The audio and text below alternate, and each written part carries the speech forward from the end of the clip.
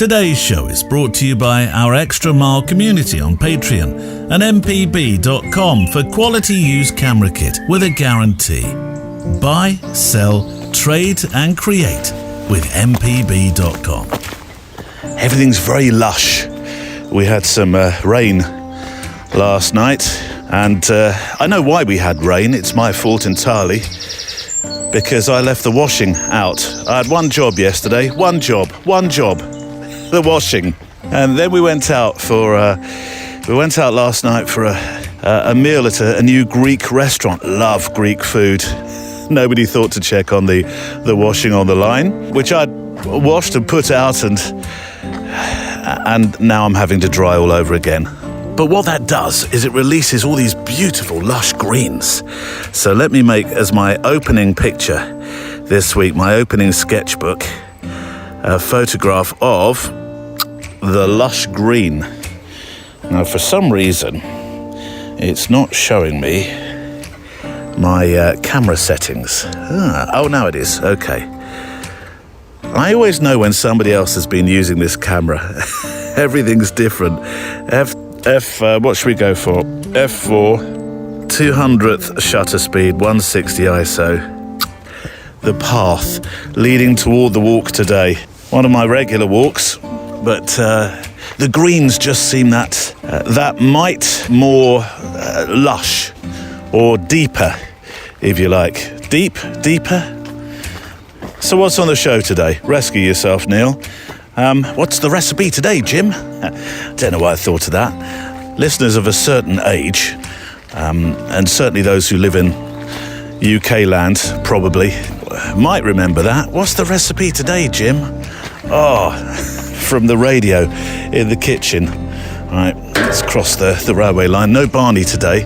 He's had a sleepover last night because we were going out. And today I've got, as I make this walk, I'm off to a wedding today, so we thought he might like a sleepover. So he's gone to Grandma's for a sleepover. Today, one of my letters from a photographer, really inspired, or rather completely inspired, the choice of guest who is not a photographer, but does do the other 50% side of the title, in that they walk. And when I say walk, they really walk. I probably would say hike.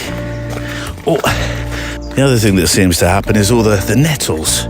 They reach out into the middle of the path. I'm having to squeeze through. Came back the other day with loads of rashes. The nettles are fierce this year.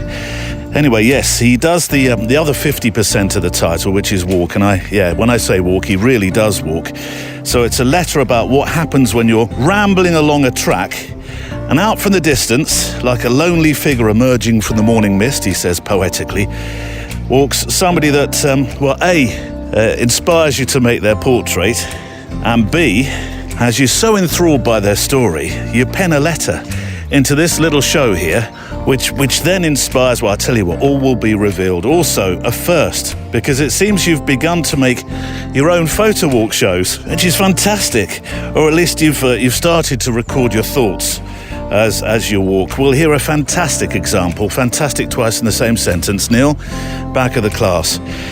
A wonderful, there we go, example later on. What happened when a friend of ours tried a new genre of photography that, for many of us is scarier than that ride at Universal that has you plunging into the darkness, and a Canada Land story that involves one of our flasks, our famous, not so famous flasks, ice hockey, a hug, and what happens to the middle bit of the donut? That forgotten bit, the bit that I suppose ends up in the bin. But there's much more to that story. It's quite a long one. It's toward the end of the show. It's got everything about it. It's got food, it's got humanity, and it's got a flask. So all those letters coming up. Right now, I want to talk, I'll say this quietly just in case anybody's listening, fantasies. Oh, the bird herd. What? Steady on, Neil. I'm not sure we're the right kind of place for 50 Shades of a walking boot and camera strap. Fear not, my other listener. The kind of fantasy I'm referring to is the one where someone says, look, I reckon I need to take, 6 weeks off? Take a backpack, hike across the country, east to west, taking pictures, gathering stories as I walk. Whew, Neil, that was close. The dog just covered their ears and the kids just tickety-tock up to number 11, fear not. But you know what? Considering that my fantasy once upon a time might have been to own a Lamborghini and live in a house that had butler-operated electrically opening gates, I'd say my life's desires have somewhat simplified and changed as I've matured.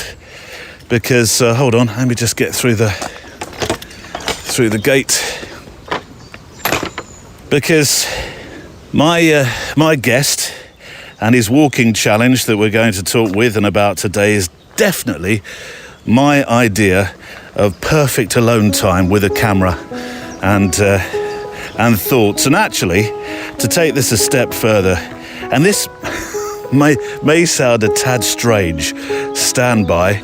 Today, I'd like you to meet a man who I am absolutely sure has a voice that sounds like a huge weight has been lifted, because he decided one day, in inverted commas, that one day, to get off the hamster wheel of figurative Lamborghinis and houses that have butler-operated electrically opening gates to live in one of the most beautiful parts of the world.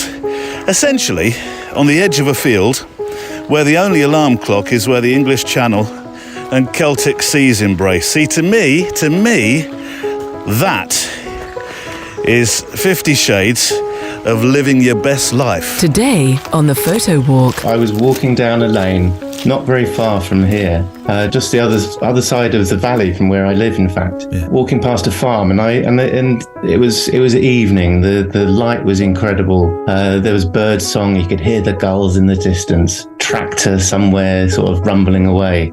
And probably picking blackberries from a bush and just walking along thinking this is something that I love so much, and it gives me a sense of freedom, and I really just thought I've got to make this somehow part of me. I would refer to myself as a walker now. People say, what do you do? I say, well, I walk. It's the Photowalk. You and I making pictures with our cameras or smartphones, sketchbooking our walks together, enjoying the letters and inspirational stories that you've sent in. It's a very different kind of photography podcast, all made possible by our extra milers and mpb.com, which is a great way to buy and sell and trade used camera gear online. And I might say this a lot, I know, but they're a company that I've used, I still use, because buying quality new to me kits like lenses, camera bodies and other accessories is a great way to be a part of what is the circular economy. If you're buying, you get peace of mind with a 6-month guarantee, and if you're trading or selling, MPB will send a courier to pick up your kit on the day you specify. And once it's arrived back at the warehouse and they've gone through all the checks to make sure that you've graded it properly, you get paid quick smart into your account. mpb.com is an easy-to-use website, and it's helping photographers to buy quality used kit or sell gear that we no longer need to free up cash and give others a chance to make their stories. If you're in Europe, the UK or the US, go to mpb.com, and I'll link to it on today's show page as well. Right, checklist out. Coffee, check. Garibaldi's, check. Walking boots. Well, it's walking shoes actually at the moment, check. And a comb for the wind of freedom that's about to blow through your hair today, although entirely unnecessary for yours truly, obviously. Check. Let's walk. I love this particular walk that I often take with Barney. This is one of our favourite walks along the canal. I was thinking the other day, I'd like to make a book about this canal, or at least a photo project about this canal. I've spent hours and hours, days probably of time, months maybe of time walking, well, one reasonably small stretch of the canal. And that probably is a story in itself of the changes that happen with the seasons as much as anything. Let me get another sketchbook. This is one of the locks that It's very close to where I start the walk. Don't know the lock number, they all have numbers. Here we go, I'll stick on F4. I've got my X100V today, shutter speed 6/40th, a 160 ISO. It's a fairly blur sky, not much doing with it today. The sun's doing its best to peep through. Hello, I'm here. I'm trying my best. Right, 2 months ago, the assignment was to make a portrait of a stranger. It was set by former guest Steve Reeves. And just to remind you, the brief read, I think it would be a great idea to make a portrait, but also interview the person you're photographing. Talk to them and combine words with your picture to get across your encounter and make a final feature. Your interview's length depends upon the context and time that you have with your subject. Which I thought was a cracking assignment. I've still got entries coming in. And by the way, because I was doing some stuff the other day, looking at the figures, the listening figures, the serious, adult stuff I don't usually do. I'm more the touchy-feeling, let's go out, make a couple of pictures and read from letters. But I was needing to do some statisticians stuff. And so I sat down, a pack of Garibaldis, a couple of strong coffees, and I noticed that actually it takes about, it's like a fine Italian cheese, one of my favourite odd sayings. It takes a while for an episode to mature and get to a download level of a particular number. So actually, there will still be assignments that you're listening to as a fresh thing that are perhaps almost a couple of months old. So just because they are, please still join in. I know we give away one of our famous, not so famous flasks each month to one that takes my fancy, but I still love to see those entries. So don't be shy. If there is an assignment you want to join in with that's a few months, perhaps more old, just do it, as the famous phrase goes. So this is a letter from Paul Hughes. And originally it was for the assignment that was set by Steve Reeves, but I thought you might like the story here for reasons that will become rabbit in headlights glaringly obvious very soon. Neil, I've never made a portrait of a stranger before, says Paul, with or without an interview or a chat, and only being 6 months into my newly rekindled photographic journey, it's something that I wanted to try. Although I was definitely lacking confidence, maybe imposter syndrome perhaps. So I was in Cornwall with the family and was doing a bit of early morning photo walking with Drift, our Dalmatian. What a wonderful name, Drift. Drift. A friend of mine has a dog called Fetch, which I think comedically is brilliant, but must be sometimes a bit confusing when you're out with lots of people around you. Fetch, Fetch. Well, you talking to me? Do you want me to fetch that? No, I'm talking to my dog. Fetch, Fetch. Are you sure? Yes, I am. Sorry, you were with your dog. Yes, with Drift, our Dalmatian, while taking the chance to catch up on the Extra Mile edition. I was listening to the interview you had on a show with CD17 on the Extra Mile and feeling inspired by her bike travels across Scotland and also your encounter with a heavily laden bike packer on his two wheels. When walking toward me on the Camel Trail, as it's called, from Wenford Bridge in Englandville, was a man with a large rucksack. I don't know what came over me, but in a fit of Photowalk-inspired madness, or Photowalk-induced confidence, one of the two, I said to myself, do you know what? I'm going to make his portrait. As he was closing in on me at 20 metres, I took my earpods out. So I was ready. As we got within 5 metres and armed with white and black spotted conversation starter called Drift, I smiled and simply said, hello, and we stopped. So, and this picture, by the way, is on the show page today, meet Ed Birchmore, who was just setting off on his 32nd day of walking across the country from a town called Lowestoft to Land's End. Land's End is probably far more famous than Lowestoft.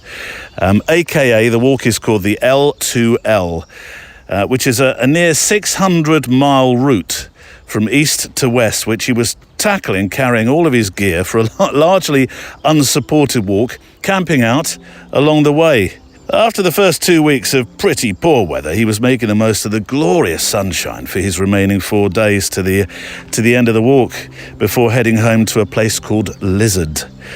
Ed was raising money for BBC's Children in Need, which is a charity, and the British Skin Foundation. After a lovely chat, I asked if I could make his portrait, which I did, and he asked me to send him a copy, which I have. When I got back, I donated through his charity Just Giving page. I'll link to that as well, actually, partly because I wanted to thank Ed for the great effort he's making on that walk, but also for allowing me to come away with my first street photography experience so positively, with a shot I was really happy with for lots and lots of reasons. If anybody else would like to donate, by the way, or learn about Ed, the journey, or these great charities, then on the show page, I will, of course, leave some links. Although, ... he says, with a glint in his eye, to be continued. Anyway, back to Paul. I've listened to the suggestion on the show of the camera giving you a superpower and extra confidence, and it was definitely with me in the form of my Fujifilm X-T30, but the same can also be said for my white and black spotted walking buddy, my dog Drift, who is also a great icebreaker. That's very true. Have dog, have icebreaker. His portrait is attached. It's taken at Lundy Bay on the north coast of Cornwall, and he's very happy to pose, it seems, if there are treats on offer. Oh, right, you're talking about Drift, not Ed. Sorry. I thought you were feeding treats to Ed for a moment. All the best, Neil. Keep doing what you're doing, and thanks for the inspiration. Paul Hughes, you are very welcome, and thank you for the pictures. There's 2 that are on the show page. You know, when you're making a picture of somebody for the first time, I don't think it's as scary as you think it is. I don't mean you. I mean generally you.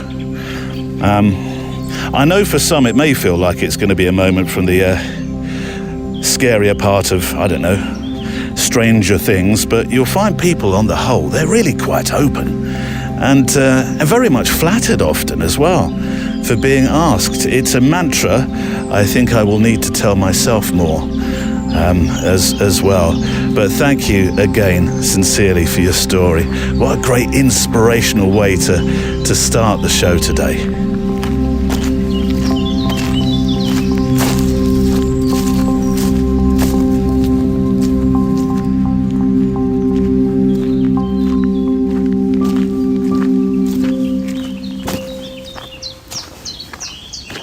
It's the, unless I've done my maths wrong, it's the 5th Friday in the month. We don't usually have a 5th, but it would have to happen, wouldn't it, in the same month where we start our regular Friday, somewhere in the middle of the show features. On the first Friday, we do the assignment. Second Friday, we have Valerie Jardin talking about street visual stories. Third, well, I'm struggling a bit with the third at the moment because I had a super idea, but it's fallen through just for the moment. So, as they say, watch this space. Fourth Friday is Mally, my good friend Mally Davis. Mally Davis. I'll get there. I'm talking about finding your tree, which is, it's kind of it's an actual pictorial thing, but equally, it's a mental health thing for many as well. And I think that feature, the 4th Friday in the month feature, which should be the last Friday in the month, well, it usually would be, will be, I think, exactly that. I think we're going to find great inspiration in all kinds of ways, finding our trees across the months to come. And I've been receiving pictures of your trees already, which I'll be using on the accompanying show page when when Mali appears in July. He's coming to Inverness too, actually, while I remember, as a speaker on our retreat, which I'm thoroughly looking forward to. He's actually joining us for the last couple of days of the retreat. So we'll be doing tree pictures, clearly, in one of the locations we're going to in the last couple of days. And he's going to be doing a full talk in the evening. I think that might be the evening where we do our proper Scottish meal. I think it may be. You're joining us, by the way. If you're not able to come on the actual retreat, I'll be recording a very special episode, as I will be when we go to Africa in 2024 as well. There's all sorts of unique and special happening on that life adventure. I'll tell you more about that in the weeks to come. Anywho, this letter is sort of a Mali's tree letter. Early for next month, you might say. But it's from Adam Hansen. Greetings from Colorado land. Over the weekend, my dad and I did a hike to Black Lake in Rocky Mountain National Park for a charity that's very near and dear to us both. The team for this weekend, around 110 people, raised. Stand by for this, by the way. Grab a chair, sit in the chair, grab the arms. Steady yourself. The team for this weekend, around 110 people, raised $1.07 million for leukemia and lymphoma research. Isn't it amazing what can happen when like-minded people get together and they have a cause, they have a name? That's fantastic. It really is. This is my first time doing this, but it was Dad's 15th year raising money to find a cure for the cancer that took my Uncle Mike from our family. Black Lake was so worth the 5-mile walk up to it, and once we were there, it really didn't feel real because it was just so beautiful. That I think, is the hiker's holy grail thing, isn't it, Adam? To hike and hike and hike, wondering where the end is. Is it there? Is the summit there? Hike a bit more, scramble a bit, hike, and then when you get there, turn around, look back into whatever it is, the valley maybe, and realise that, well, Lamborghinis and Butler-operated electrically opening gates are somewhat secondary to the majesty of finding a view that really, truly does take your breath away, as it sounds like it did for you. The altitude, says Adam, might have played a factor, as we were 11,500 feet, that's 3,505 metres, above sea level. No, I think what you saw, it really did blow your socks off, I'm sure. The last 1.1 miles was in 3 foot of snow and slowed us down, but it couldn't stop the group. There were gorgeous views in every direction you looked. See? It was nothing to do with the altitude. They were truly gorgeous views. Wildlife, waterfalls, every direction there was something. And I'm sending you a few pictures I took along the way, and I'll probably post some others in the famous, not so famous Facebook group. Oh, please do. I shall go and see more of your adventure within our Facebook group. Thank you again from Adam Hansen. Oh, P.S. I did see a mallee's tree, and I ran to it yelling, "It's a mallee's tree!" No one else had any idea what I was talking about in that part of the world. See, Adam, you are taking, though, the mallee's tree concept into the wilds of your continent, flying the flag. We'll have you introducing Siddhi into that part of the world soon as well. The pictures, yes, they're on the show. There's 3. They're on the show page today, and I'll pop a link to your Insta as well. So, to my guest, it seems very timely, actually, after your letter, Adam, and those beautiful images that you've sent in alongside your wonderful story. And well done again. What a fantastic charity collection you were able to make between 110 of you. That's just incredible. My guest is it's a charity walk story too, actually. Let's rewind back to Paul's letter a moment ago, and someone he met along the trail that he was walking. Paul, this is. Now, I've sourced guests from letters before, but the way this story and this interview works is somewhat different, because I thought it might be fun to talk to somebody who, like you and I, understand the benefits of being out in the world, a camera in the hand for most of us, granted. it's a different approach because the chat is born from that picture that Paul made right at the head of the show today. Because I wanted to talk with this man, Paul Met. I wanted to know more about this walk east to west in the UK. I wanted to know more about why he was making it in terms of the charity. Because like Adams a moment ago, it's for a personal reason. I wanted to know what he took. I wanted to know what he wore. I wanted to know about a life change, a big life change that he'd made. I wanted to, look, in short, I wanted very much to share the person Paul found, and I have subsequently found. And I have a feeling we are going to be physically walking with this man in the future as well. Let me introduce you to somebody for whom Lamborghinis and Butler-operated electrically opening gates aren't even a tiny blip on the radar in his life. Mr. Ed Birchmore.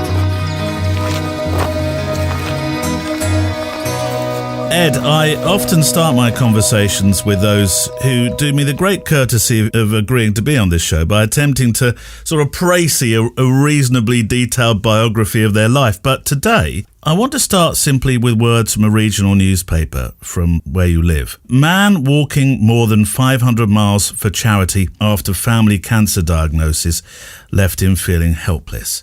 And I want to get a measure of those thoughts, really, what that helplessness felt like and how this adventure started. Sure. Well, a very close family member was diagnosed with a form of skin cancer last October, and it was a very aggressive strain, and there was a need for immediate surgery, and it was very, very extreme, 10-hour surgery. And it was my sister, but her husband, I remember him phoning me and, being so desperate and not knowing what he could do because he couldn't do anything other than be there to support and everything else. But and I know for lots of people who have experienced either close family members or friends with cancer, and you do have that desperate feeling of the inability to do anything to help, other than be there. And I really wanted to do something. And for years, I'd thought about doing this walk. I'd sort of in the back of my mind started planning it. But then this kind of gave me the impetus to plan it and to find the appropriate charities to walk for. Skin cancer is one form of this terrible disease that I would imagine most people are, well, if not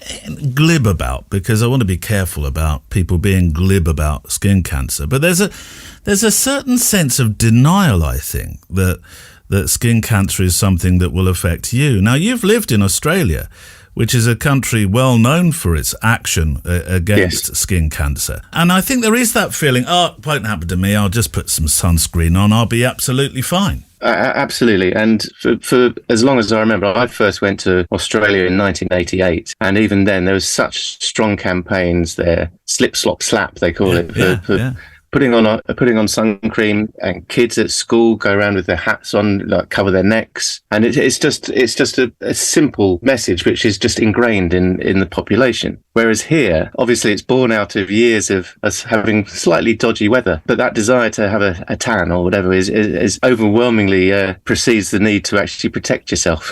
But it's not, in fact, in terms of the charities you're working with and for this and collecting the money for. It's not simply cancer, skin cancer.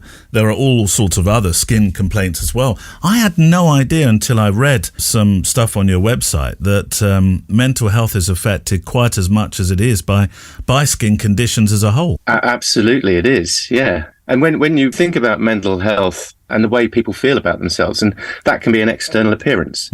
And as a consequence, if you have a certain skin condition which perhaps affects the way you look, or I remember even as a kid having eczema and the backs of your legs looking all horrible, and your arms and itching and feeling uncomfortable.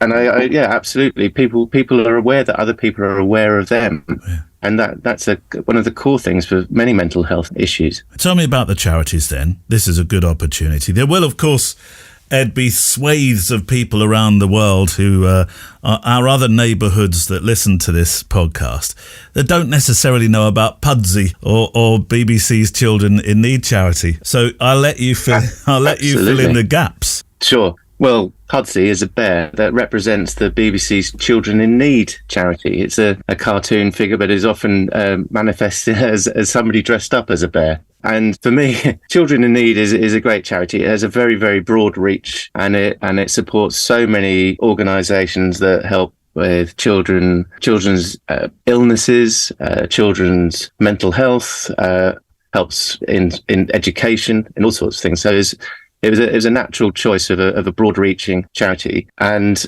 each November they have a massive TV show where it's like a telethon, and lots of celebrities do their thing, and it usually raises an awful lot of money. And it's good entertainment, but it's also very, very good at raising awareness of various issues. And more often than not, you see quite a lot of people with a bit misty-eyed, and it's very emotional. I reckon I might have started our chat today with something else that I read on your website if I hadn't chosen the charity angle. And if you allow me a few moments, let me quote word for word. A few years ago, I was walking down a lane in Cornwall and I had an epiphany. I want walking to be what I do. I've always walked, but to truly immerse myself in the trails and the byways all around the world simply got my mind racing. I quit the rat race, moved to the Lizard Peninsula, which you can explain what that is, in Cornwall, to plan what, where and how I might make it happen. And then COVID hit. So when COVID hit, well, first of all, I get the benefit, as I do with all my guests, of seeing where they are, the rooms and the offices and the places that I talk to them in. I think you are probably the first guest who's sat in a caravan in the middle of nowhere. Yes, I may well be. And if I could twiddle my camera around, but I won't, you'd be able to see a house. And then just beyond that, there's the ocean. Yeah. And it's a beautiful spot, always windy. The Lizard Peninsula is the most southerly peninsula in the UK, in the British Isles. Lizard is a village called the Lizard, is the most southerly point in the country. So we have Land's End, which is the most westerly point in Cornwall, and Lizard is the most southerly. Directly south from here, you cross the Bay of Biscay and you hit the north of Spain. It sounds perfect. But what happened with your life then? I mean, you just changed, didn't you? You said one day you thought, I can't be doing this anymore. Well, there were a number of factors that led up to my leaving London and moving to Cornwall. And I'd reached a point where I had sought to be a bit more creative. And unfortunately, one of my dear friends passed away at a young age of 47, about 7 years ago.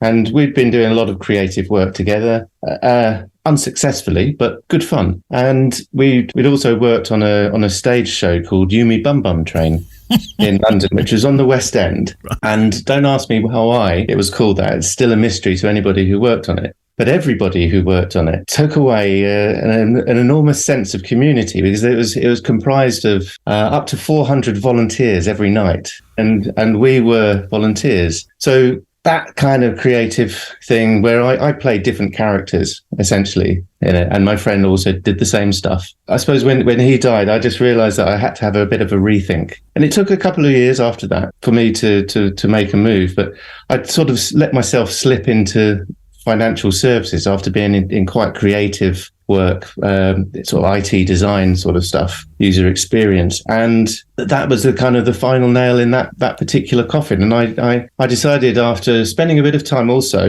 in Ibiza with some other creative music friends, to try to create a new version of me, to create something new and creative, as a different company, if you like. Initially, I was going to try to create an immersive, interactive hiking company. Okay. Where you take a group of people along on a long walk and weird stuff happens. And it's all kind of just to gauge how people react to these various things. And it's all staged in a way, but it's done in such a way that it's quite immersive. So the drama was always in you, if you like. Oh, God, yeah.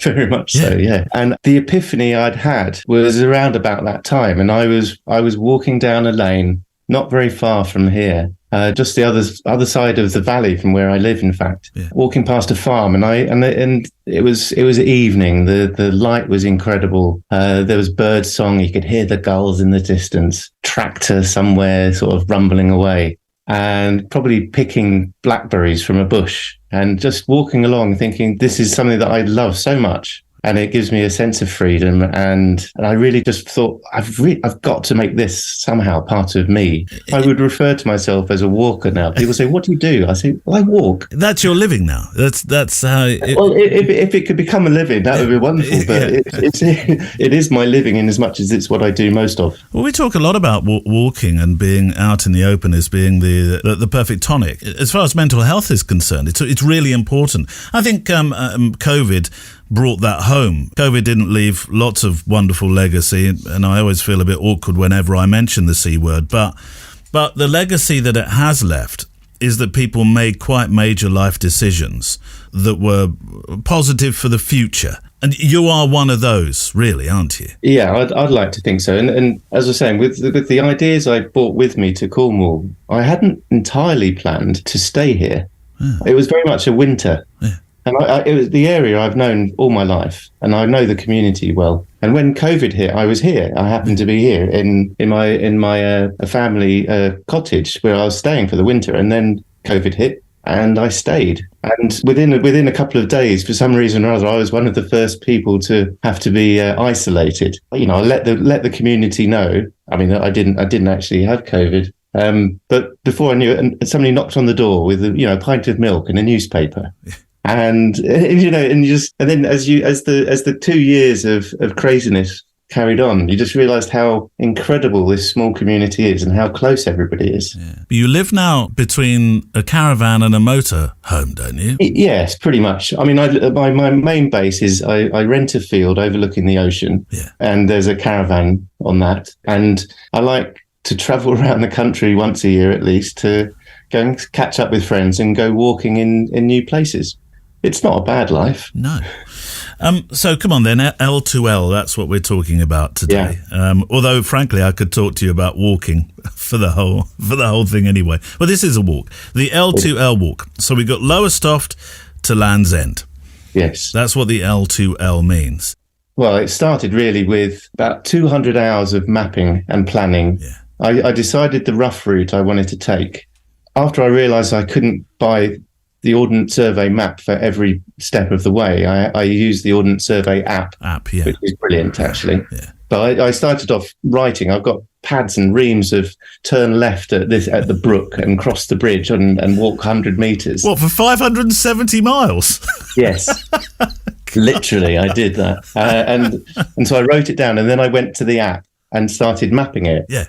Not realizing the app has a function on it that you go click on there and click on there, and it'll map it the most direct route or the best route, depending on the kind of terrain you want to cross. But it still was an enormous amount of work, and the 572 miles that I initially mapped. Yeah, I would say it probably took 200 hours for me to get that. And why Lowestoft? Again, for our listeners, actually for anybody that lives in the UK as well, Lowestoft isn't necessarily a name that's connected with famous walks, or is it?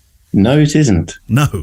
However, Lowestoft is, as not many people know, as I've found out across the country, it's the most easterly point in the British Isles. Ah, right, okay. I mean, I wanted to go for the most easterly to the most westerly. Most people go, for some reason, the most northerly to the most westerly. It still doesn't make any sense. Yeah. I wanted to go directly west out of Lowestoft, and there happens to be a river that goes. The mouth of the river is very close to Lowestoft, and it's the River Waveney, and it goes all the way to a town called Thetford in Suffolk, and on the border of Norfolk as well.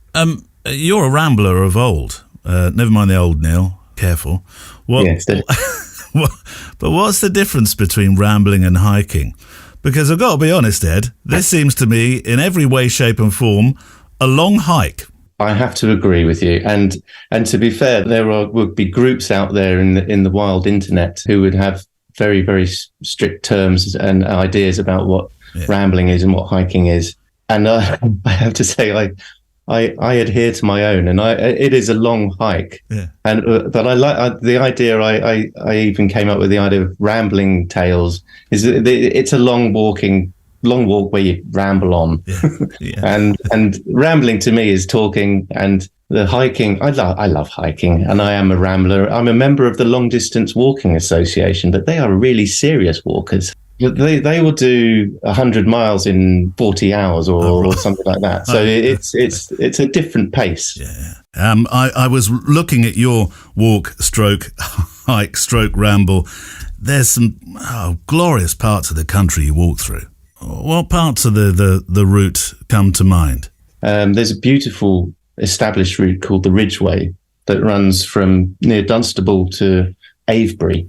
I know it. I've walked it. The Ridgeway is where we walked on this show along the Ridgeway. Okay, yeah. And it's beautiful, but so many people walk it. And then it's an established trail, and it's beautiful and it's lovely. The strange thing about walking from Lowestoft pretty much all the way to the beginning of the Ridgeway is that nobody walks it.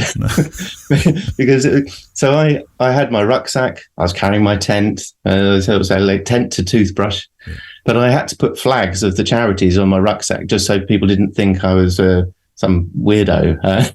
Oh, really? Like wandering around aimlessly, because I was walking in places that people just do not hike. Yeah. The idea of the L2L is really to establish an inland route from the most easterly point to the most westerly, or vice versa, depending which way you want to walk. We'll come to kit in a moment and some of the more unusual kit, but boots-wise, this is a great advert for somebody, I'm sure. What was the weapon of choice that sat on the end of your legs? Meindl. Meindl? Which is a German boot maker. I bought a pair of Meindl boots about 25 years ago when I went walking in the desert of Jordan. Right. And they were brilliant. And since then, I've tried lots of different boots. But 2 weeks before I started the walk, I'd given up on the boot that I was planning on wearing. It just wasn't quite right. And I bought a new pair of Meindls. Right. And my feet were dry the whole time.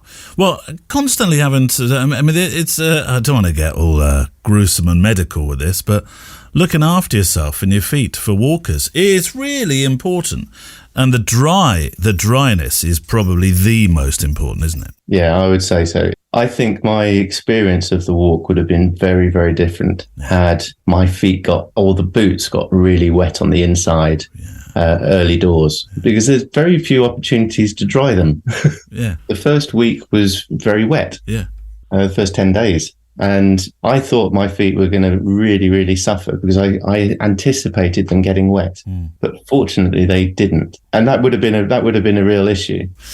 I guess we should learn from the outset what you could travel with, because this journey is not really about home comforts at the end of the day. I know you stayed in some travel lodges, some motels, some pubs, but generally you were camping, weren't you? Yes. Yeah. 70% of the time I was under canvas at least. So the tent needed to be light for a start. And actually at 1.9 kilos, because I've checked on your website, that's lighter than many of the cameras carried by our listeners. Absolutely. And again, it's a brand of tent that I've used before because it was so light, but it also provided me the space I needed of an evening. Yeah. I could actually sit up in it. I'd tried another tent, which was barely even a metre high. Yeah. So you couldn't really, it's difficult enough crawling into it, but getting a rucksack into it as well just was almost impossible. So you have to unpack your rucksack really to be able to get into the tent. Yeah. So I bought a tent which enabled me to be comfortable inside the tent, because I mean, ultimately most days come about 8 o'clock, I was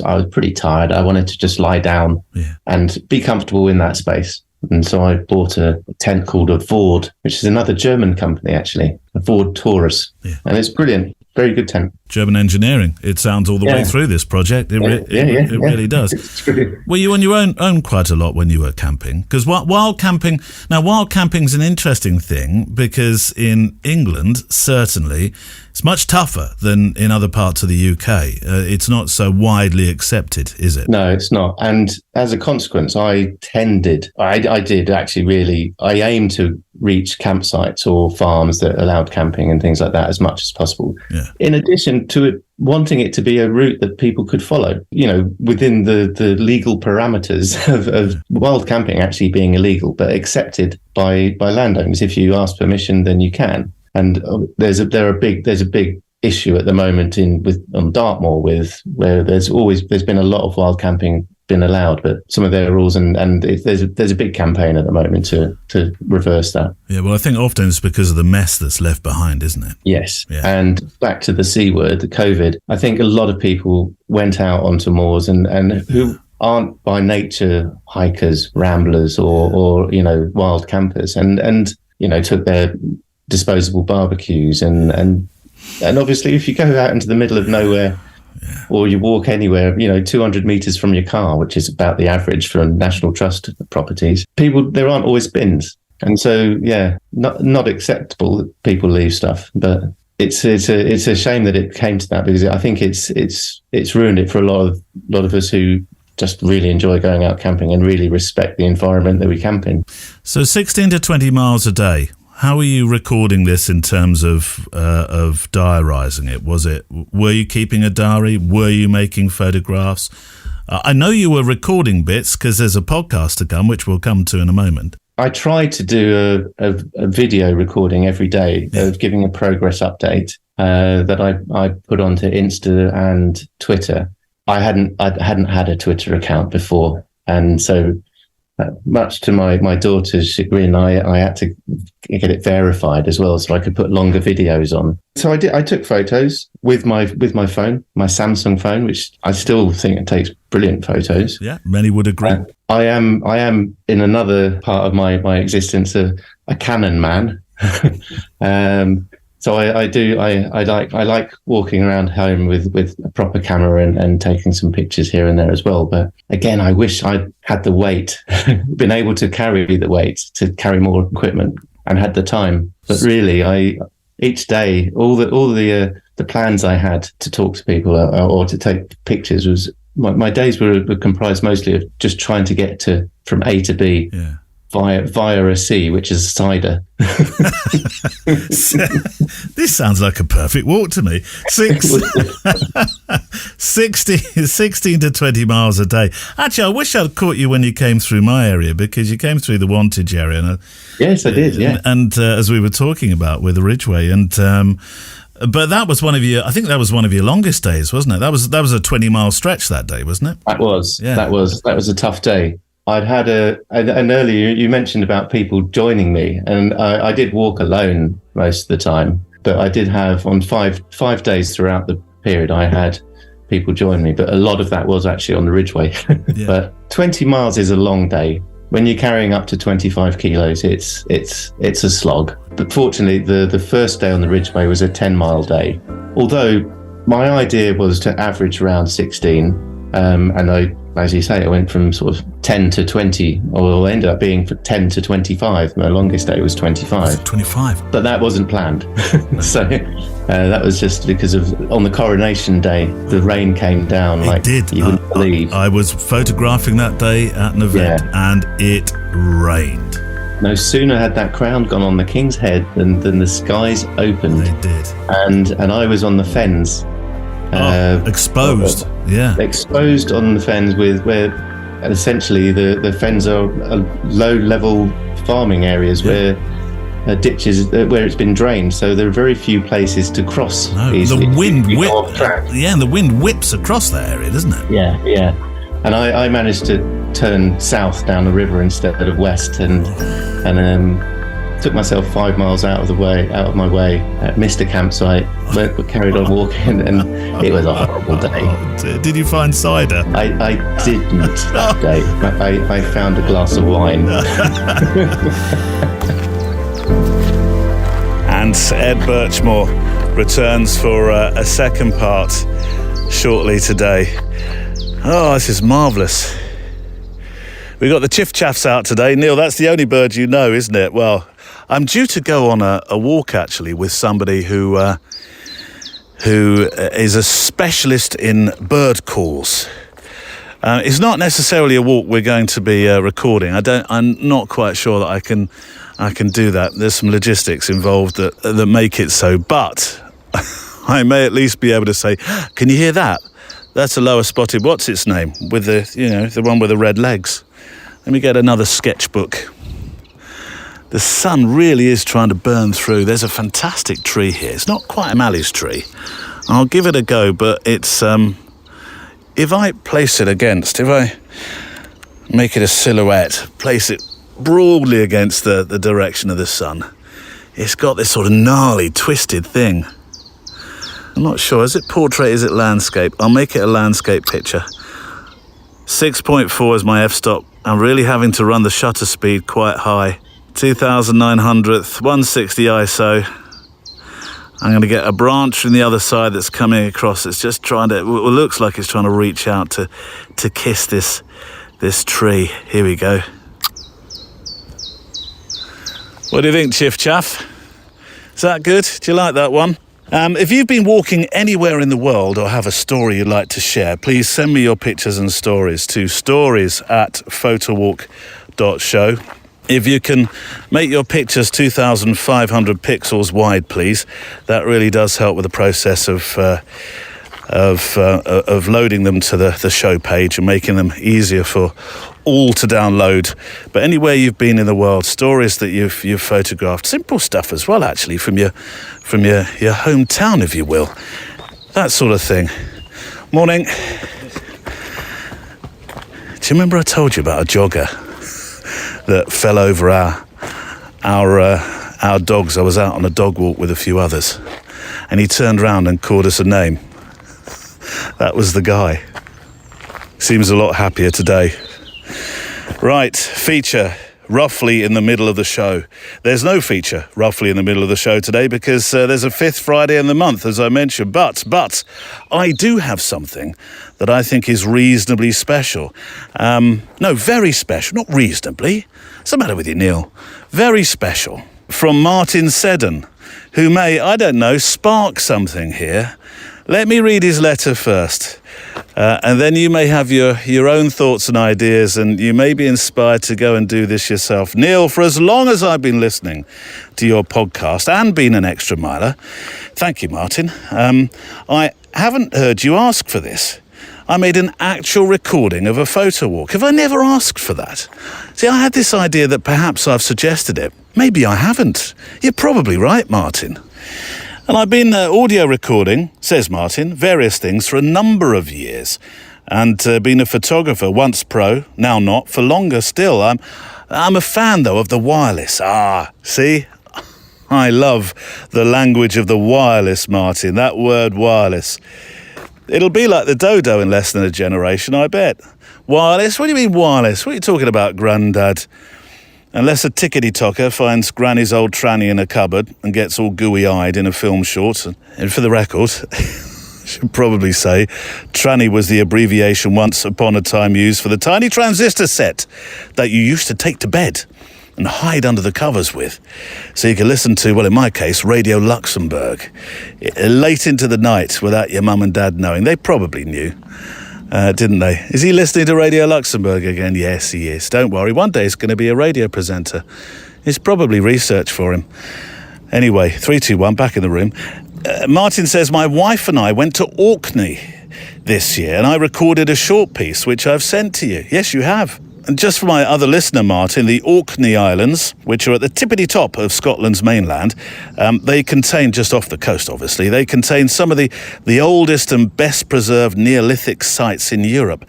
The heart of Neolithic Orkney is, and I didn't know this, is designated as a UNESCO World Heritage Site.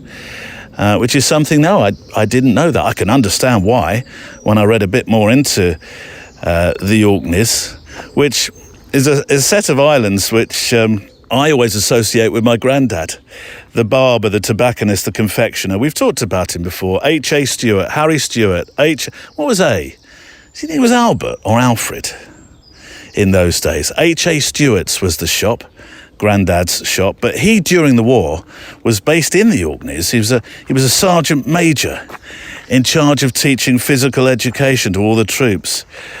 Because I think a lot got sent to train there. It's not something that's on Wikipedia, my granddad's part in the war, or indeed his shop in Enfield. because it was way before the internet gave birth to Google, so I couldn't find anything in there. I thought, wouldn't that be wonderful if somebody had made a shot of the shop, of H.A. Stewart's in Enfield, but I couldn't find anything. The only pictures I have now of the shop are the ones that are on Mum and Dad's wedding album, as Mum departed from the shop. That morning she used to live in the rooms above the shop, and on the day she departed to go and get married to Dad, there's a picture of H.A. Stewart's with her climbing aboard a very vintage but modern at the time, I'm sure, looking car. Anyway, sorry, we've done it again. Martin, I'm digressing. You must stop me. There are also photos to go with my walkabout. Looking south from Bursay is one of the locations I was recording in, which you're about to hear. Pictures include one from my phone using Hipstamatic, which I often find gives me the results that I like. Hipstamatic? That's 2 mentions in as many months. I think it's making a comeback, isn't it? Hipstamatic. I must download the app. I assume it's still there. An open invite, says Martin, to visit me in Lancashire for a photo walk if you're in the area. We have some lovely areas to walk, I have no doubt about that. And I have a cockapoo, also called No. Barney. Surely not. Does he bark a lot too?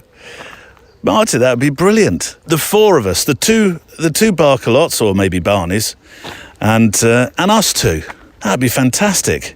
Probably not during the summer. I've got a feeling the summer is now quite full up with all sorts of exciting stuff. Autumn, and I'm going to Inverness first. Maybe, actually, that's an idea. When I'm sort of wending my way back down, from Scotland land to England land, I could maybe pop in, he says, inviting himself, and we could take a walk, though I won't have Barney with me. I'll bring a cardboard cutout, and I'll put it on a trike and tow it behind us. That'll look a bit odd, Neil. I'm not quite sure I want to walk with you. Maybe not. But anyway, yes, I'd love to come to Lancashire. You are now officially in my folder. There really is one, by the way, of places I will get to as the podcast hopefully grows. I don't get to travel with it as much as I would like. Not just yet. It's a full-time job and a part-time salary, but we are getting there. In the meantime, I love this thing that you've done. It's around 3 minutes long. Let me play Martin's photo walk, then I shall come back and tell you what he used kit-wise to make it, because there's no annoying, overbearing wind noise or plosive pops that are often made when people over-exuberantly blow air into the microphone when they're saying a word that begins with the letter P. Anyway, enough kit talk for a second. Here's Martin's 3 minutes photo walk. Let him take us to the Orkney Islands. Don't know what this is going to turn out like, Neil, but I just thought I'd give it a try. I'm on Orkney. I'm right at the top of mainland Orkney, Bursay Head. There's an island, the Bruff of Bursay, and there's an Earl's Palace from one of the Earls who ruled Orkney under Norway when it was a Norwegian territory. I'm just picking my way across some seaweed-covered stones. I'm going to try and not fall over, but it's beautiful little rock pools. I think I might have to apply discretion rather than valour, because I don't want to go head over heels, because I've got binoculars around my neck, camera over the shoulder, another camera in my backpack, film camera, and I want to take a picture of Marwick Head, which is to the south of where I am, but I think I'm going to have to pause this until I get nearer to it, nearer to the sea, where there's some lovely waves crashing. That roar in the background, this isn't wind noise or electronic noise. It's big rollers coming in, and it's not even rough, it's not a rough sea. Anyway, I'll just pause it and I'll come back to you when I've got to where I want to be, all being well, with all my limbs intact.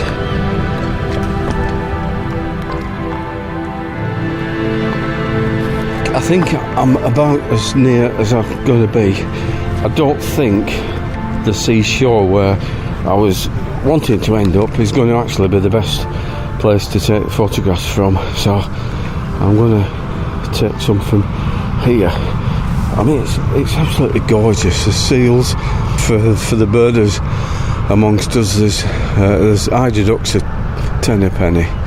There's dunlin, ring plover, lesser black-backed. What else? There's a curlew, loads of oyster catchers.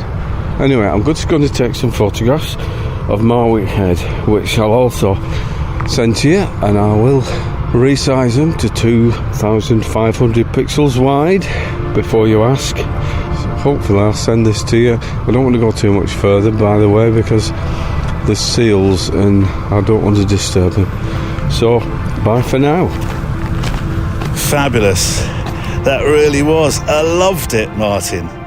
Fantastic. Wonderful to hear your photo walks too. Really is. Now, kit-wise, I did say I'd mention the kit.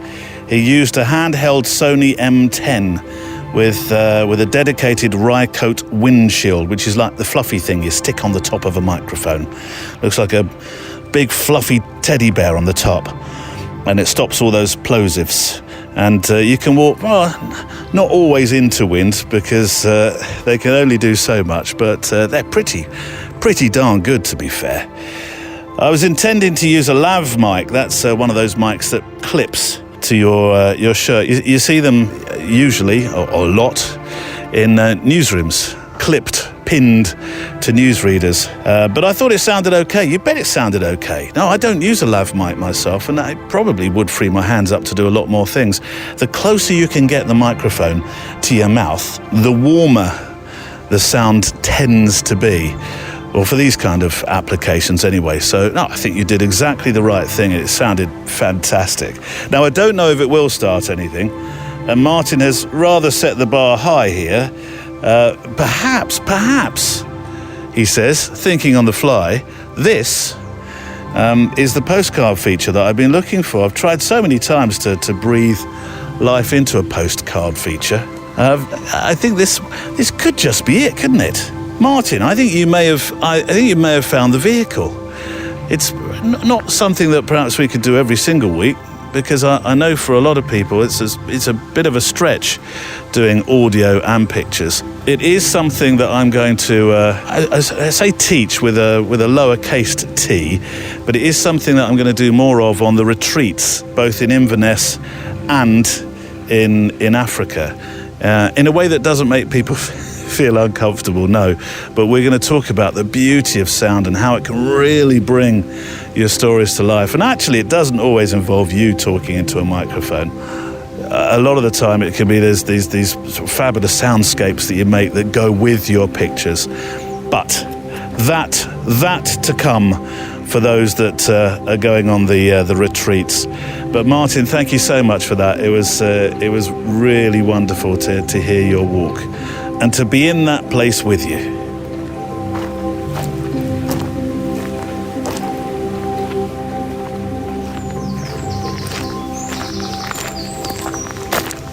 It's the Photowalk show of a Friday. Me with my camera and your letters on the faithful clipboard here. Keep sending them in, please, to, I don't think I said the email address earlier when I was saying send me your stories, to stories@photowalk.show. Stories@photowalk.show. There we go. Job done. Oh, along with your pictures. 2,500 pixels wide if possible, please, Neil. Yes, 2,500 pixels wide if possible. Thank you.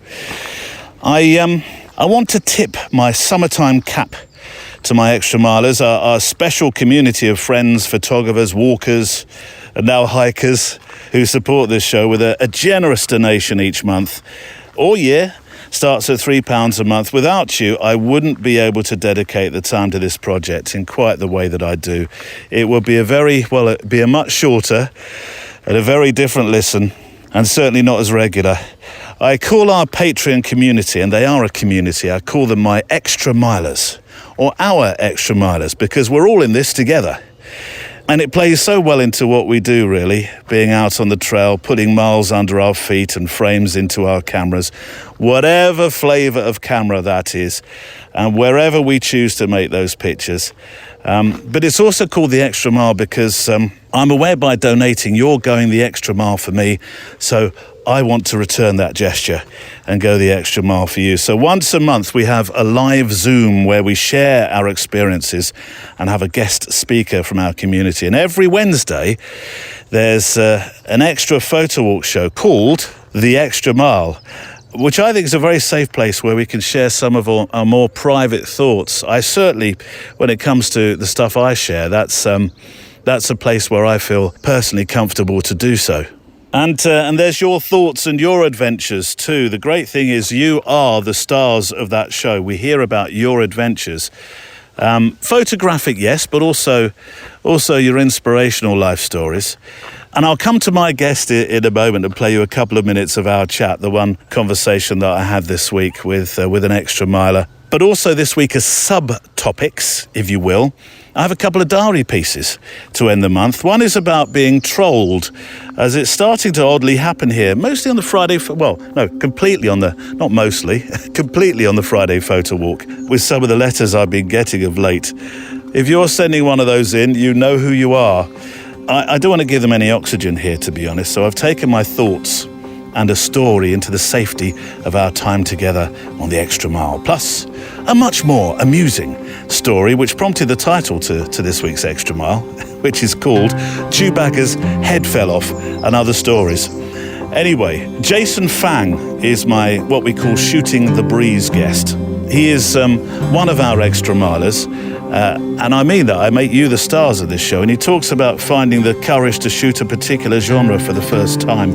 What happened when somebody said, Jason, you've got a nice camera. Do you fancy shooting a wedding for us? On this week's Extra Mile. I want to first of all ask you what it felt like when you were asked to do this, because this was out of your comfort zone. I was frightened. I was definitely frightened because I was like, oh no. All right. In fact, the first thing that was no, I cannot do it. Oh, you refused? I do not know how to do it. Right. In my mind, I was probably too stunned to say anything because I was struck with fear, and my immediate response was no. Yeah. Right? And I think I also pretty sure I said, oh, are you sure you want me to do it? All right. Because I'm not sure if I can do it. Things like that. And so that was my initial response.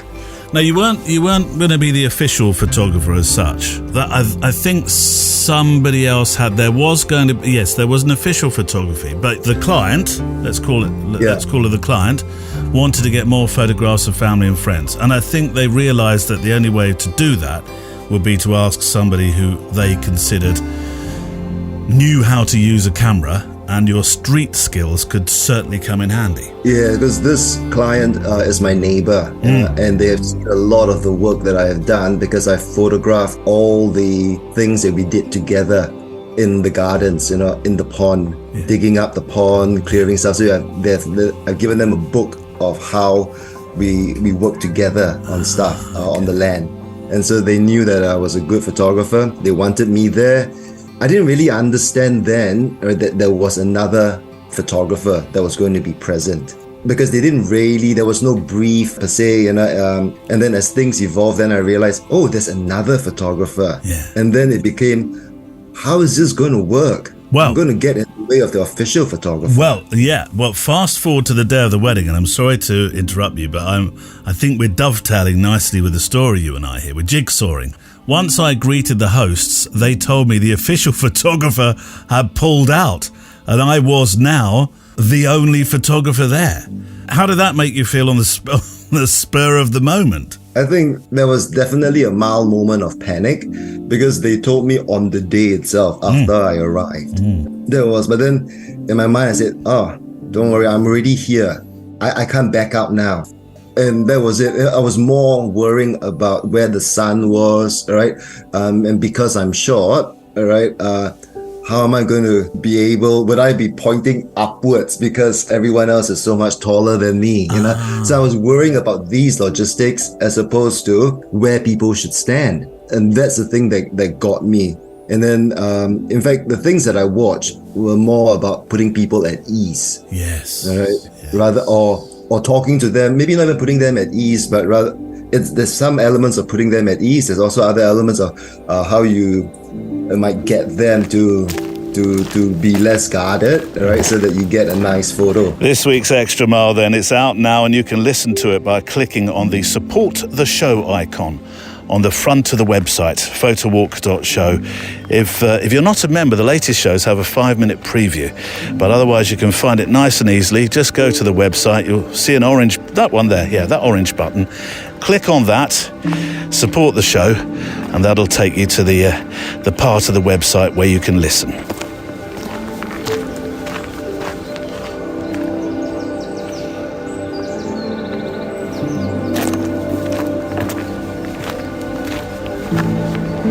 We had an extra Friday in the month this week, as I said toward the start of the show, which has given you an additional week. It's a bonus week to join in with the assignment set by Scott Chathinio. Find something from your childhood, Scott invited. Something very precious, something that, maybe isn't necessarily from your childhood. We could extend this, couldn't we? But speaks of your childhood. I guess that could work equally well. But anyway, the thought was to make a hero image. Simpler the better.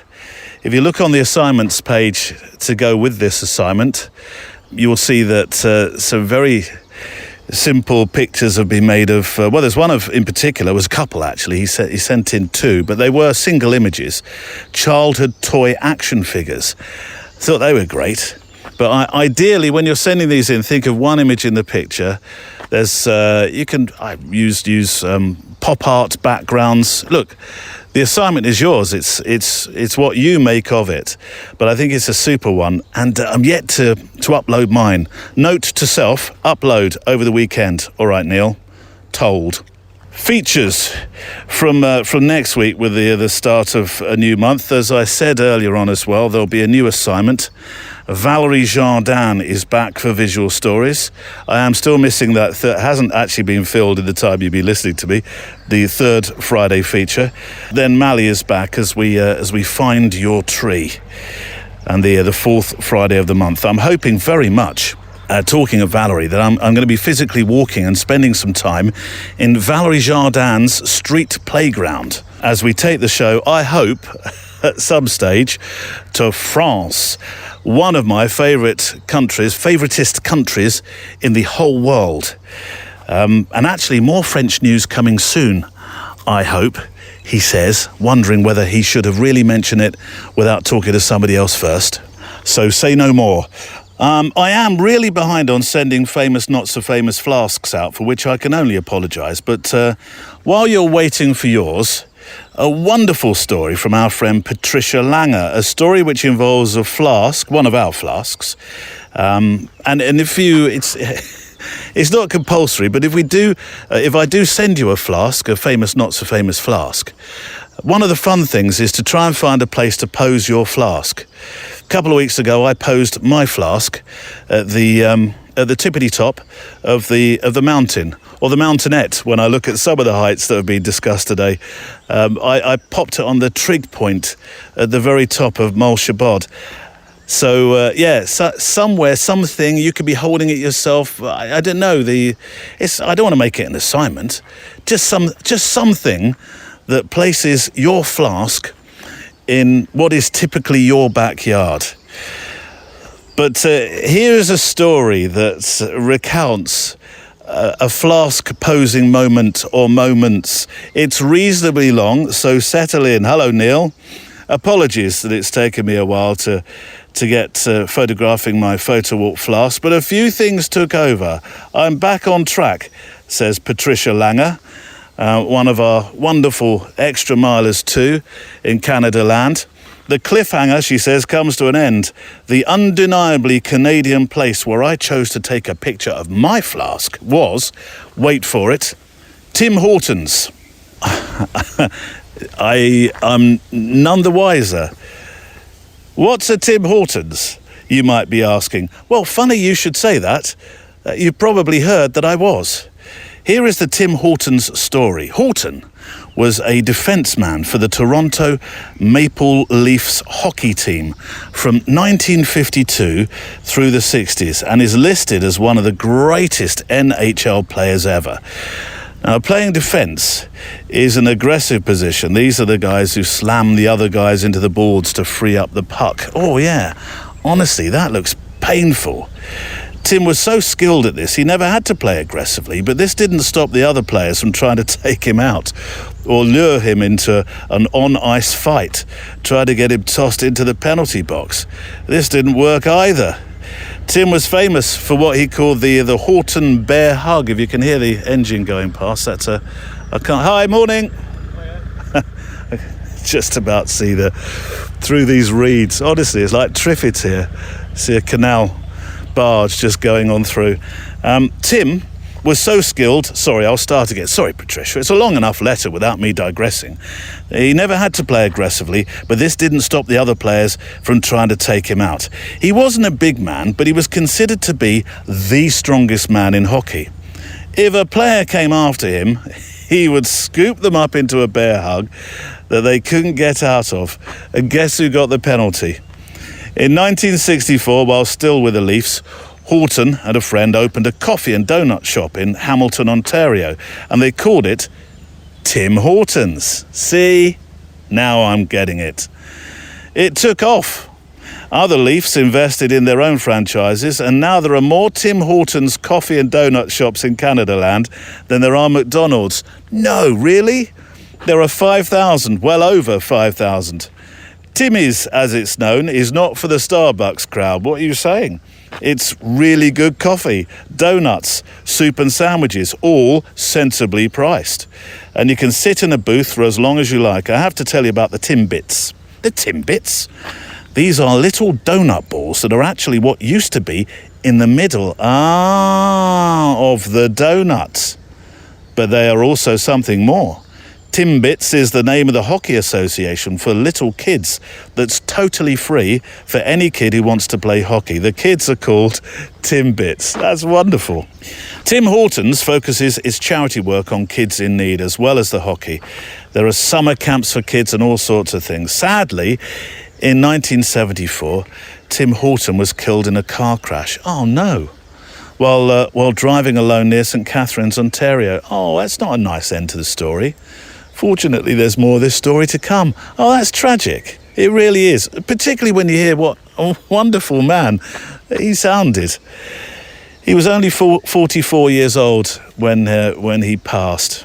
But to bring you back to the present, I took my sweet Photowalk flask off to the local Tim Hortons, along with my Fuji X-T5 with the 33mm lens. My X100V would have made a lot more sense since the space was a little tight. I met a lovely couple in the parking lot who were having their lunch and coffee sitting in their car. I told them the story of the flask, and they were more than happy to pose with it for a photograph. Everybody I photographed was happy to give me a photo. This is wonderful that it plays back into today's show very much, doesn't it? It's almost like you planned this, Neil. Well, let's just assume I did, along with a few friends, particularly Patricia here as well. Neil, serendipity, says Patricia, ironically, is a wonderful thing. Here is the story of a special encounter I had in Timmy's. I'll be brief. I'll try. You take as long as you need, Patricia. I'm all ears. I was sitting with my coffee near where people place their orders, watching for possible photos, when it occurred to me that I should buy a few Timbits and photograph them with the flask. See? I like it. You're thinking still life, aren't you? I placed my order, then had to return to my table to get my change purse. When I returned to pay, a young woman who I guessed to be in her maybe late 20s was pleading with the server for a box of 30 chocolate Timbits. Seeing the urgency in her eyes, I offered up mine, but that wasn't enough. I forgot to mention she was pregnant. She needed 30, and they had to be chocolate. She then went on to tell me that she was pretty sure she was going into labour that day, that it feels exactly the same as when her first baby came, and if she doesn't get her 30 chocolate Timbits, she wasn't going to make it. Timbits had been the must-have craving during the last few months of her pregnancy, and they must have been holding her steady. So I asked the young server if more chocolate Timbits could possibly be made. There was a full assortment of them in the display case, but no chocolate. She needed chocolate, and she needed 30. Urgently. After consultation, I like that use of the word, with the baker and the manager, it was agreed that the Timbits could be made, but it would take over 10 minutes. I'm not sure we have 10 minutes. I mean, how sure is she that she's going to go into labour any moment? I suspect that there might have been hell to pay, says Patricia, if management hadn't cooperated, since the customers waiting in line behind us and several at the tables now, within earshot, had all become really invested in this lovely, tiny, young, pregnant woman whose craving was urgent. Never mind the potentially pending labour. So I invited Brittany, her name, to sit with me. She relaxed, trusting that her Timbits were forthcoming. She asked about my camera, I told her about my little photo flask mission, and she was happy to let me take her picture holding the flask and my 3 Timbits. So Neil, serendipity is in fact a truly wonderful thing. Your photo flask sat posed with a mama and an about-to-be entirely unique and undeniably someone Canadian. That is amazing. Here are a few pictures from the visit to Tim's. I think I got them down to 2,500 wide. You did. You know, it wouldn't have mattered if they were 8,900 wide. I'd have done the heavy lifting for you. No doubt. Patricia, these are wonderful. And Tim Hortons is on my first coffee stop when I come to Canada Land I've never been there, for my first time. I'd love to. It's in my planning. It's in that file, actually. We'll have a good Photowalk Canada Land group hike with you at the lead, Patricia. I think. You know how sometimes you get sort of the leader in a tourist group that holds up a flag. I'm going to send you out the front, Patricia, holding up the flask. Coming through, photo walkers. It seems to me, I'm being greedy now, and maybe for the Timbits as well, it seems to me there's a second part to this story, Patricia. What happened to Brittany? Or are we destined never to know?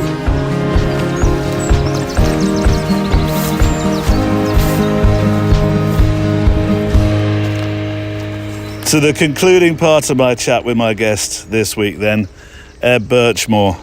I'd love to do a month's walk and photograph and interview the folk I meet along the trail. And I tell you what, actually, as an icebreaker, talked about dogs being an icebreaker near the start of the show with Paul, didn't we? Drift, isn't it, your dog? And we've heard from another Barney today as well. Oof. What's the chances of that? Another Barney in the whole of UK land? But it seems to me that Ed, with that backpack, that was a good icebreaker, wasn't it? Have backpack, big flags in it, walk along a path. People might just say, excuse me, or good morning. It might be a great way to make a programme, getting stories from people you meet along the trail. I wonder how long this towpath is. I know it's not as long as the walk that Ed made, but it goes through towns, then out the other side of towns into the country again. I might, a thought is, I'm not sure there's many campsites along the way though. And you're not really, I think wild camping here would be looked down upon. I don't know. Let me mull that idea as another pinstriped express passes by in the distance, as you can probably hear. Anyway, here's part 2 of my conversation with Ed Birchmore. Rambling Tales is your website, described as a unique journey through the country, hearing tales, telling stories, filling my boots with the beauty that imbues these isles. I want to know about some of the people that you met. I know you walked, as you suggested a moment ago, as a sort of a lonesome figure cutting across the landscape. But you must have met some interesting folk while you were I met some very interesting people along the way.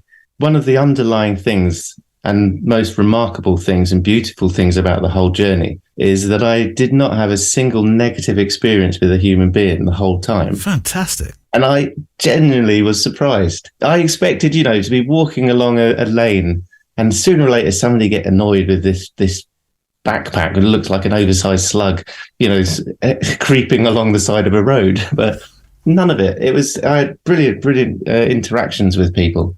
It was quite early in the walk. I think I was still in Suffolk, and I had a little card that I could hand people to give them details of the website and the charities. Just giving, yeah. And I'd given a card to a lady. I was about 2 miles from the end of my day. When I was about a mile from the end of my day, I had a message from her saying, "Look, is there anything you need?" I'm very kind. I said, "Look, I mean, actually, I'm fine at the moment. The only thing I really need is to find somewhere and sit down and have a pint of cider. And she sent me a message saying, "Oh, where are you staying?" And I told her roughly, where the farm that I was staying at. And she said, "Well, I can bring you. What do you like to drink? I'll bring you a 6-pack or whatever." And I thought that's very sweet, but I'm actually going to go into. I was quite close to a town called Diss, and I said, "I'm going to go into Diss anyhow," and so I need to pick up a few bits. But sure enough, when I got back to the campsite, there was a 6-pack of beer and some breakfast bars. And this lovely woman who I never saw again, that she just left them by the tent. The human nature can be amazing, can't it? Yeah. When you reach out, or when they reach out to you and you make connection. Yeah, that was an incredible. The generosity of people was amazing. Another day, a week or so on, I just stopped by a stile and I was chatting to a lady, and then a runner ran by, and we all stopped and chatted for a couple of minutes. Subsequently, she's been following me and we've been in contact, and he sent me a note saying, "I was so pleased to meet you," and all these people like making donations and staying in contact and wishing me well, and amazing. Yeah. But probably one of the funniest characters, or the most memorable character, who I may have to go back and find and chat to him more, just because he's fascinating. I was in Cornwall, not surprisingly, really, a very old farmer called John, and I was walking down this tiny little lane just past his farmhouse, and there he was, this old fella, probably around about 85, standing next to a metal dish with what looked like meat in it, right, but with a big stick, holding a big stick. And he looked up at me and he said, he clocked that I was trying to figure out what he was doing, because he didn't have dogs around him or anything. He said, well, I've got the stick to keep the crows away. I said, what? Yeah. Away from what? Away from the pheasants, because I'm feeding the pheasants. So he was like a pheasant whisperer, and he was probably like Cornish, and yeah. It was incredible. It was just, and he kind of chuckled, and he knew how interesting and funny it seemed, but he was dead serious. He would feed the pheasants and use the stick to keep the crows away so they didn't get the meat first. Tell me you got his picture. Oh, I didn't. Oh, Ed. I didn't. I will go back. Yeah. I will find him again. He'll still be there with his stick. He will be. Did you meet anybody that was connected at all with the charities that you were collecting money for, or perhaps those that had their personal experiences with skin cancer or skin conditions? Yes, I did. Yes. Well, prior to me starting the walk, I went and actually saw the charity, the British Skin Foundation. But on the walk, actually, it was interesting, because in one campsite, there were a number of people who had been affected by skin cancer in one way or another. Yeah. But there's one campsite in Devon. Amazing lady. We chatted over a cider, funny enough, in the campsite. And I was explaining what had happened to a family member, and she rolled up the leg of her tracksuit or whatever she was wearing and showed me this scar on her leg and then a scar on her arm. Right. She said I'd had the same type of skin cancer on my arm where it ate away at the bone, and they had to take a piece of my leg bone to replace the bit of my arm. Right. It was very touching, and so she reached out and gave me some money for the charity. My word. but which was really touching. And then the following morning, she caught me as I was about to leave and handed me a little charm. And she said, "Look, I've carried this through my journey. You should take it for your sister's journey as for good luck." Oh, amazing.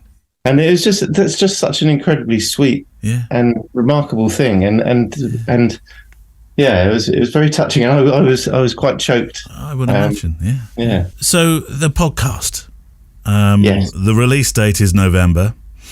Now, I would imagine you're somebody who says, look, release dates, maybe. But you've collected some audio. Your friend said you should be doing it. I think it sounds like either something that you'll have stuff in the can or a reason to do the walk again. Yes. I have some things in the can, and I've got some great audio captured. Yeah. I've got some interviews still to do, but they are kind of arranged with actually some locals from Cornwall, but I do actually need to go back to Lowestoft. Yeah. Funnily enough, that's to dig a little deeper. Well, you can start walking back the other way. but to be fair, and I've said this to you, I think I might take my camper van instead next time. It's fun. So when it was all done, when you reached Land's End, was there a sense of joy or a sense of, well, or maybe with a small d, disappointment that it was all done? It's all Forrest Gump moment where you thought, well, hell, I'll just keep on going. Oh my God, was there ever? So 2 hours from the end of the walk, I could you climb a hill called Chapel Carnbray. I know it. On the far right. Yeah. And you look down and there's Land's End. There's the lighthouse out there. Yeah. Lovely spot. And I was pondering the walk. I knew that I would have a few people waiting for me down there, and I was, rubbing in the last of my antiseptic gel into my feet and giving them a rub and taking a painkiller. Yeah. And considering that first glass of cider of the day, and I was just thinking about the walk and how amazing it had been, and despite the pain and the weight and the everything about it, as I put my socks back on and rebooted myself, I gripped hold of my hiking pole, and there was part of me that really didn't want to let go and really did want to carry on. And I know that I will carry on somehow, somewhere. I'm greatly inspired by this, obviously, because I love the freedom of walking and I love the idea of the camping element. I certainly love the idea of walking for what is effectively a month, and the fact that it linked with fantastic causes as well. I mean, what's not to love? What would your advice be, and this is a loaded question, to someone like me who thinks, I fancy this? Do it slower. By all means, carry the kit. I mapped it with 36 days in mind, with places for me to stay. Yeah. If I recommend anything to people, it'd be, do 10 miles a day. Take 2 months, however long you want, or do it over a course of a few years. But there are some days which I insist people do because they're just beautiful and unfound and hidden, and so few people visit. I walked through some villages where one guy said to me, "What brings you here?" And it's like, oh, I'm walking. It just doesn't see people, don't see people passing by. Yeah, I would say take a slower pace. Yeah. And I could do that walk again, and it could take me 3 years. And, you'd stop at places and absorb the people and get to know them. And part of me would like to redo it for that reason. Yeah. And also to catch more audio then as well. Well, there's that point. Having travelled around other parts of the world, you mentioned Jordan, for example. We've been very England-centric today in this conversation, whilst I'm aware that many people who listen to the show don't live in our shires. Mm-hmm. It's great for mental health, isn't it? It's something that this whole conversation has been about replotting your life. Yes. And at a time when it desperately needed it, I think. And in a way, you don't even realize how badly you need it until you do it. And I know that I'm in a very different place now to where I was before I left. Well, certainly before I started planning it, but certainly it's had a profound impact. And somehow I know that this walk has and will have an ongoing impact on my life, and it has changed my life. Yeah. And it sort of bolts down that desire of me to be a walker and be on the road and to experience more and see more and tell people about it. Sharing stories. Yeah. I have to ask, I don't think I've ever asked this as an and finally question. So in a day of firsts, let me ask a first. What's the choice of cider? What's the cider? What's the cider that says, Ed, I've walked 25 miles today.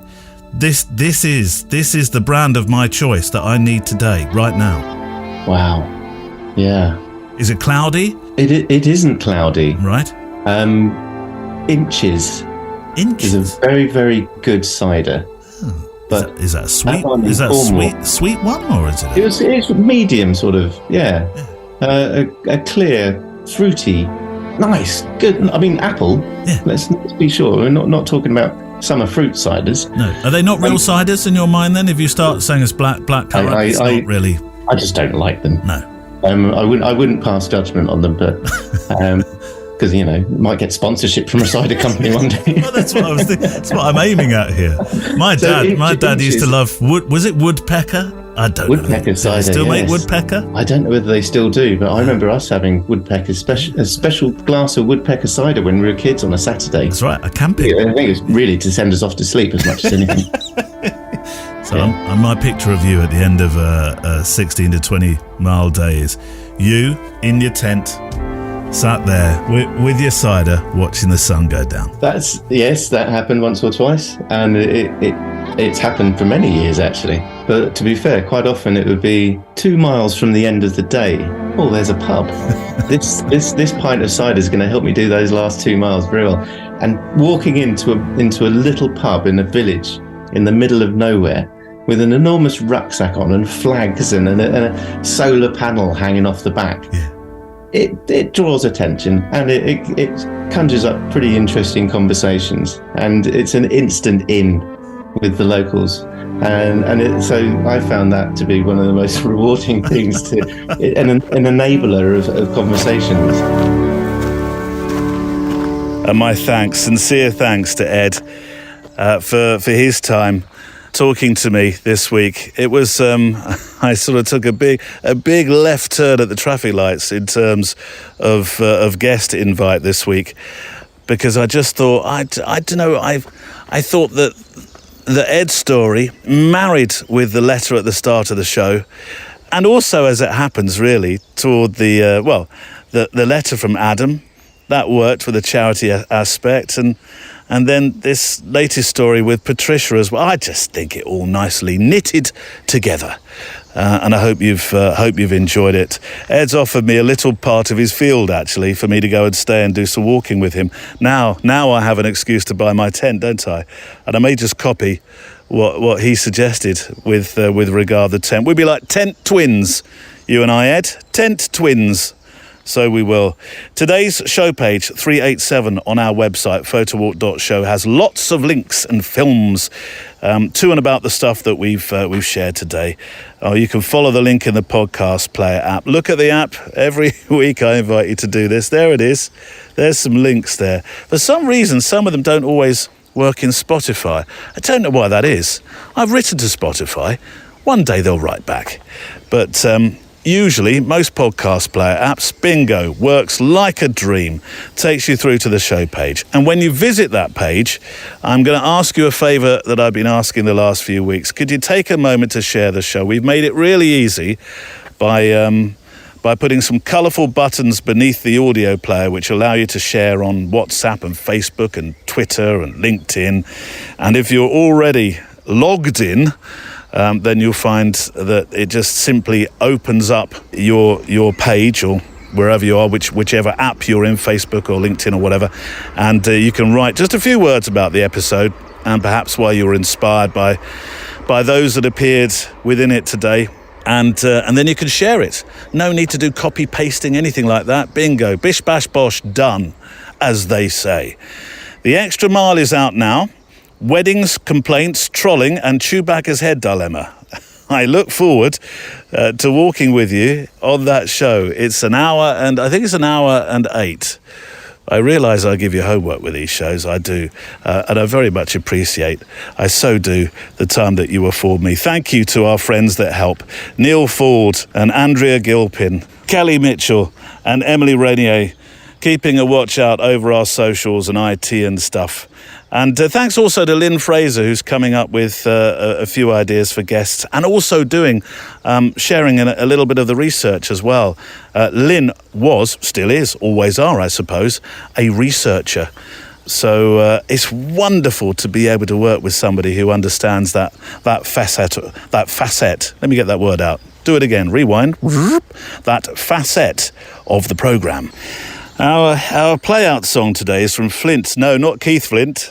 That would be an altogether different end to the show. Although I do like a strong burst of the Prodigy when I'm in my man cave hammering away on DIY projects, that's for sure. But no, it's a different Flint as an artist.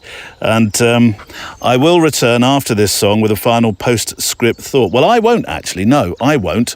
These will be words today from some cards received by, I like to think, our new friend Ed. But the play-out song to make some more pictures to, well, if there was a theme to this show, it would be this song. I play the instrumental version. I feature it quite a lot now within the programme between interviews and ends of Photowalk bits and links. You've heard a version by the artist Bayo. I played it as a play-out song probably twice in the last 12 to 18 months.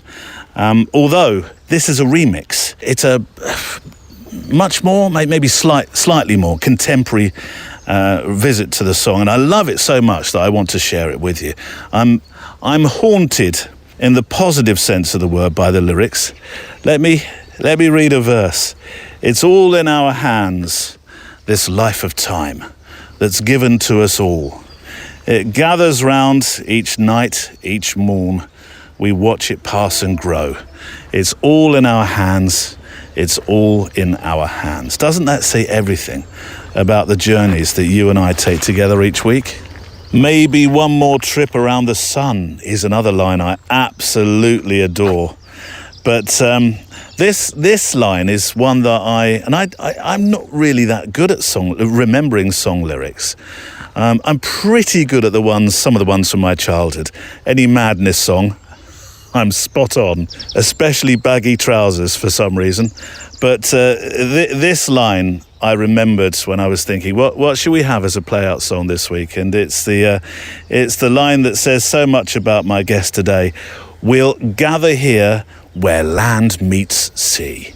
And yes, I think that says everything about Ed Birchmore, who I am picturing right now, making himself a morning cuppa, looking out across the sea, next stop the Bay of Biscay, holding that cup close to his chest in the morning, breathing in the sea air, hearing the gulls dance on the wind, and probably saying to himself something like, who actually really needs a Lamborghini with butler-operated, electrically opening gates? It's all in our hands, this life of time that's given to us all. It gathers round each night, each morn. We watch it pass and grow. It is all in our hands, it is all in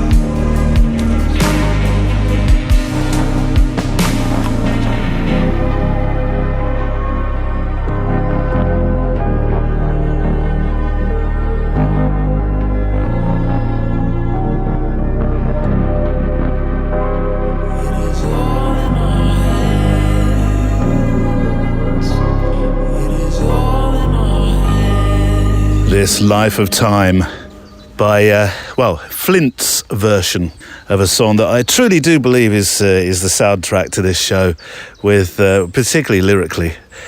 I've got our PS, or Ed's PS, to come in a moment, but I just want to make a final sketchbook for the show, and it might actually be a Mallee's tree for me. It's a silver willow. That's right, and it leans at, well, it is practically 45 degrees. But there's no wind necessarily, because it's covered by trees and on all sides, really. But it seems to have grown 45 degrees. Now, I photograph it at different times of the year. Sometimes it looms a little bit out the mist along this path that I take. It's interesting because you kind of get a slither of light on each side of the tree, and you can just see through to the path the other side. It's almost like, I don't know, it's some kind of it's backlighting in some respects. Let me get a picture. Shutter speed 1/2, f 6.4, 800 ISO. Final sketchbook for the day. And that's it for this week. I'm going to leave you with a PS that has been it's come from Ed Birchmore. After we'd spoken, he said, let me record something and send you some words from, cards that I was sent. So Ed, I'm going to allow you the honour of making this week's postscript. Before I set off on my walk, I had a card from my brother Ian, and in it he sent his best wishes for the walk and included a couple of quotes which I couldn't remember in detail during the walk, but the idea of them both followed me for the whole 645 miles. And here they are. Hiking is not escapism, it's realism. We people who choose to spend time outdoors are not running from anything. We are returning to where we belong. And the second one, you need special shoes for hiking and a bit of a special soul as well. The Photowalk is a Loading Zone production.